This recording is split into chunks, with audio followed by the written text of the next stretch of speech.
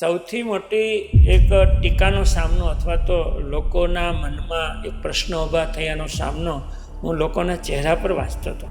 કેવું કે સન્માનને તો આપણે જીરવી જોઈએ, બરાબર, કારણ કે આપણે સેવાના ભાવથી નીકળ્યા છે તો એને આપણે પચાવી છીએ. પરંતુ સૌથી વધારે હોય કે ટીકાઓને સાથે લઈને ચાલવું, અને છતાંય દોડવું નહીં, ચાલવું નહીં, પણ ઉડવું, બરાબર. તો એ કઈ રીતે પોસિબલ થાય, કઈ રીતે? બહુ મહત્વની જાહેર પ્રવૃત્તિ કરતી દરેક વ્યક્તિને કદાચ સૌથી મોટી હર્ડલ્સ હોય તો એ ટીકા છે. બરાબર. નોટબંધી જ્યારે હતી 2016માં, અને લોકોની નોટો તમે લઈ લે જૂની, પણ નવી નોટો તો આવતી જ નહોતી, આરબીઆઈ છાપી જ નહોતી, એટલે આપી શકવાના નહોતા, એટલે એની લાઈનો લાગે. લોકોના મનમાં એવું છે કે આ લોકોએ બહુ પૈસા બદલી લીધા, જૂની નોટો નવી નોટો આપીને બહુ બદલી લીધી.